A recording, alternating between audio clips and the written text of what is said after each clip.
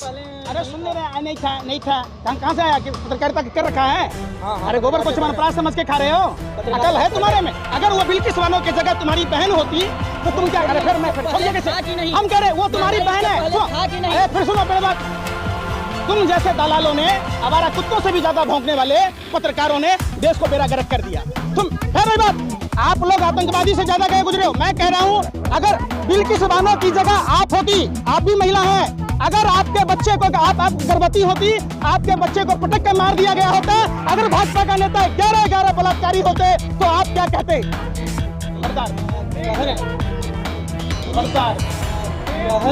इंसाफ सबको मिलना चाहिए। हेलो तेरा इंसाफ ये निकल जाएगा। मैं तेरे को ना एक कलर सामने से ठीक है लाइन बोलो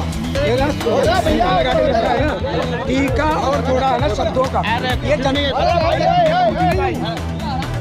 मैं क्या बात किया सो तू अपनी बात कर। देखो तेरा कह रहा हूँ मैं तेरा सारा बात जानता, पूरा रिकॉर्डिंग लेके रखा, कोई बात नहीं। और तू देखिए ये कोई इशू नहीं है। इशू जो है आप उस पर सवाल कीजिए, आप भूखमरी पर सवाल कीजिए, आप बेरोजगारी पर सवाल कीजिए, आप महिलाओं की सुरक्षा पर सवाल कीजिए, आप बेरोजगारी पर सवाल कीजिए, आप मंदी पर बात कीजिए, अर्थव्यवस्था पर बात कीजिए। आप लोग जानबूझकर कॉमनल बातें करते हैं। अगर फारूकी जी को अगर परमिशन नहीं मिला, इससे देश का कुछ होना जाना नहीं है, और विश्व हिंदू परिषद को मिल गया, इससे भी देश का कुछ होना जाना नहीं है। कौन सा बड़ा तीर मार लेंगे? एक बात बताइए, आप जो लोग और आपके जो पत्रकार बंधु जो कश्मीरी फाइल्स पर कश्मीरी हिंदुओं के सम्मान की बात कह रहे थे, कश्मीरी पंडितों के सम्मान की बात कह रहे थे, आज आप लोग किस बिल में छुपे हैं?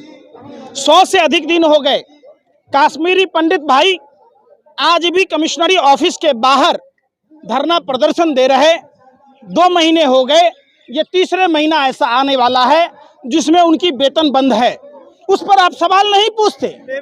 अरे भाई सुन तो लो, ये कौन सा सांप्रदायिकता है भैया कि नौकरी करने वाले आदमी को, जिनके लाशों पर आपने राजनीतिक रोटियां सेकी, जिसके लिए गवर्नमेंट का टैक्स का पैसा सीधा विवेक अग्निहोत्री, अनुपम खेर जैसे लोगों के जेब में डाल दिया, उन कश्मीरी पंडितों के फिल्मों के पूरे उस पर आपने लोगों को भड़काने की कोशिश की पूरे देश में। आज उन कश्मीरी पंडितों के घर का चूल्हा नहीं जल रहा है। आज वो कश्मीरी पंडित आज कमिश्नरी ऑफिस के बाहर आंदोलनरत हैं, उनके घर का चूल्हा ने। आपका हिंदुत्व कहाँ चला गया? पिछवाड़े में चला गया है? अरे नहीं है ना, फिर कौन कर रहा महंगाई नहीं भैया? वित्त मंत्री पूरे घर चला रही हैं। वित्त मंत्री को फ्री का हराम का फोन मिलता है, खर्चा हराम। अरे सुन तो लो, महिला पूतना भी महिला थी, तो भगवान श्री कृष्ण क्या महिला जान के पूतना का वध नहीं करते? आप बताओ ना, हम उस धर्म से आते। अरे फिर बात, पूतना कौन थी? महिला है, कर दो वो उन्होंने। भैया जिस तरीके से पूतना ने बच्चों स्तन में विष लगाकर विषपान कराया, उस तरीके से हमारी महिला वित्त मंत्री महंगाई का विषपान करा रही है। तो फिर से आप कैसे तुलना कर सकते हैं? आज तो कह रही है महंगाई नहीं है, तो आप कैसे कह सकते हैं? अरे सुन तो लो, अरे संवैधानिक सुन लो, संवैधानिक आप लोग जिस तरीके से शिखंडी को आगे किया जाता है ना, आप लोग हर बात में देश को, संविधान को आगे ले जाते हो। उस समय संविधान आपके पिछवाड़े में चला जाता है। कहाँ जाता है? क्यों नहीं संविधान पढ़ते? जिस समय बिल्किस बानो 5 महीने की गर्भवती थी, उसके बच्चे को पटक कर मार दिया गया, और आदिवासी समाज के लोगों ने उनको अस्पताल में पहुंचाया। कोर्ट ने भी दरिंदों पर कार्रवाई की बात की, और जो कमेटी बनी थी माफ करने वाली, उसमें 5 भाजपा के नेता थे, जिसमें 2 विधायक भी थे। इलेक्शन आ रहा है ना, आपको पता है गुजरात चुनाव आ रहा है, तो इलेक्शन में संविधान नहीं मानोगे? अरे इलेक्शन आएगा, वोट के लिए आप संविधान भूल जाओगे? अरे देशद्रोहियों, देश के गद्दारों, शर्म करो, संविधान का पालन करो, समता मूलक समाज की बात करो, धर्मनिरपेक्ष राष्ट्र की बात करो। ये देश, अरे सुन ले रहे, नहीं था कहाँ से आया कि पत्रकारिता कर रखा है? अरे गोबर को चमनप्राश समझ के खा रहे हो? अकल है तुम्हारे में? अगर वो बिल्किस बानो की जगह तुम्हारी बहन होती तो तुम क्या? अरे फिर छोड़िए कैसे? हम कह रहे वो तुम्हारी बहन है। अरे फिर सुनो पहले बात, तुम जैसे दलालों ने आवारा कुत्तों से भी ज्यादा भौंकने वाले पत्रकारों ने देश को बेड़ा गर्क कर दिया। तुम फिर वही बात, आप लोग आतंकवादी से ज्यादा गए गुजरे हो। मैं कह रहा हूं, अगर बिल्किस बानो की जगह आप होती, आप भी महिला हैं, अगर आपके बच्चे को आप गर्भवती होती, आपके बच्चे को पटक कर मार दिया गया होता, अगर भाजपा का नेता 11-11 बलात्कारी होते तो आप क्या कहते? खबरदार। कह रहे हैं कि इससे पहले महंगाई नहीं थी। बिल्कुल, आप ये समझो कि कोई भी आदमी हो, इंसाफ सबको मिलना चाहिए भाई, इंसाफ सबको मिलना चाहिए। ठीक है, हेलो, तेरा इंसाफ ये निकल जाएगा। मैं तेरे को ना एक कलर अभी रुक जा, शांति से बोल। ठीक है, लाइन पे रखो, लाइन बोलो। टीका लगा के रखा है ना, टीका और थोड़ा है ना शब्दों का। ये मैं क्या बात किया सो तू अपनी बात कर। मैं तो तेरा कह रहा हूँ, मैं तेरा मसाला जानता, पूरा रिकॉर्डिंग लेके रखा है। कोई बात नहीं। और तू आज दिखा है, सवाल जैसा पूछेगा जवाब सुनेगा वो।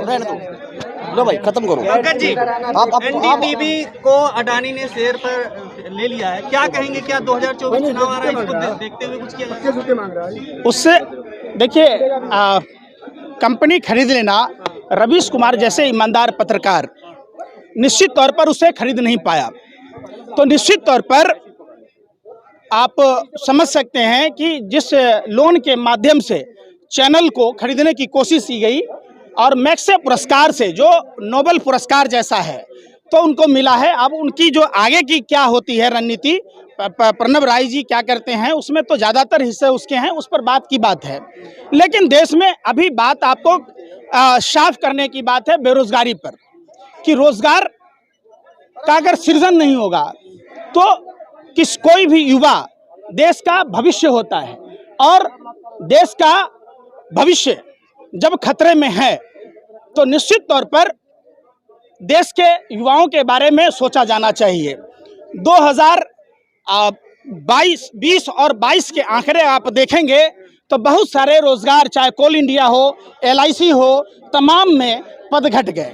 निश्चित तौर पर अगर हमारे देश के प्रधानमंत्री अगर काम कर रहे होते, अगर ये देश के नौजवानों की जो मांगे हैं और जो इनके रोजगार की बात है वो बिल्कुल सच्ची है, और देश के राजा को बिल्कुल ये चीज़ चाहिए कि देश के युवाओं के भविष्य के बारे में सोचे, रोजगार सृजन की बात हो, चूंकि देश का युवा देश का भविष्य होता है। जब प्रधानमंत्री जी लगातार जब प्रधानमंत्री नहीं थे तो वो बोला करते थे कि हर साल 2 करोड़ युवाओं को रोजगार देने की बात थी। निश्चित तौर पर प्रधानमंत्री जी को रोजगार देने की बात करनी चाहिए। देखिए, महिलाएं किसी भी जाति की हो, किसी भी धर्म की हो, महिला महिला होती है। सभी जाति सभी धर्म के महिलाओं का सम्मान होना चाहिए, चाहे वो देश में रहने वाला कोई भी आदमी हो। मुंह देखल पंचायती नहीं होना चाहिए। ये आपको लग रहा है कि सभी महिलाओं का सम्मान हो रहा है?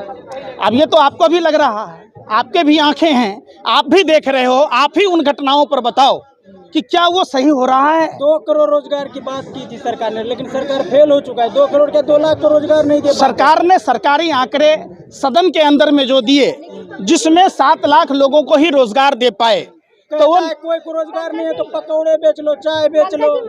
इस पर देखो, कहने वाले लोग अपने बच्चों को विधायक क्यों बनाते, अपने बच्चों को BCCI का सेक्रेटरी क्यों बनाते, क्यों नहीं अपने बच्चों से पकौड़ा तलवाते, क्यों नहीं उनसे ड्राइवरी करवाते। मोदी जी ने 5 प्रण लिए हैं ना, कहा भ्रष्टाचार खत्म करेंगे। देखिए, ये प्रण बराबर लेते रहे हैं लाल किला के प्राचीर से, कोई नया नहीं है।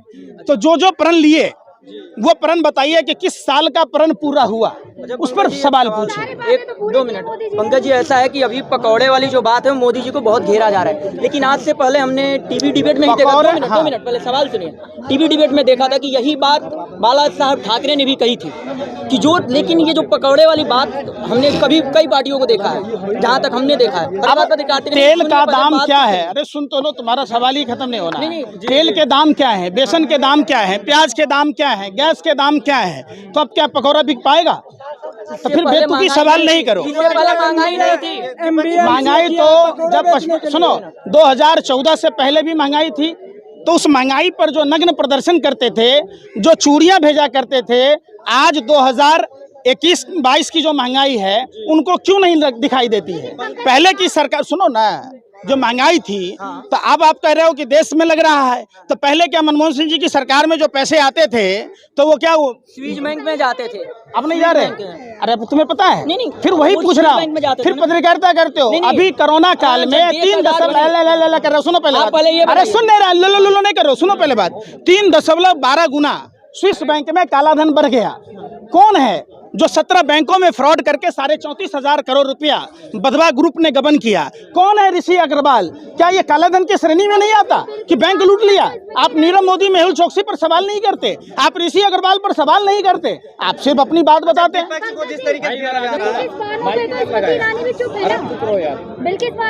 देखिए, हर एक वो महिला, चाहे आप हों या किसी राजनीतिक पार्टी के सदस्य हों, उन सभी महिलाओं को महिला के अपमान पर जाति और धर्म पूछकर खून नहीं खोलना चाहिए। महिला के साथ दरिंदगी हुआ और इसकी पुष्टि कोर्ट में हो चुकी है।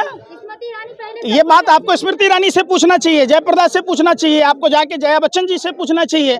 जितनी तमाम देश में जो महिला सांसद हैं, उन सभी महिला सांसदों से आपको सवाल पूछना चाहिए कि आपका ज़मीर जगा या नहीं जगा। ये चीज़। खबरों में बने रहने के लिए फोरम 4 को सब्सक्राइब करें और नोटिफिकेशन पाने के लिए बेल आइकन दबाएं।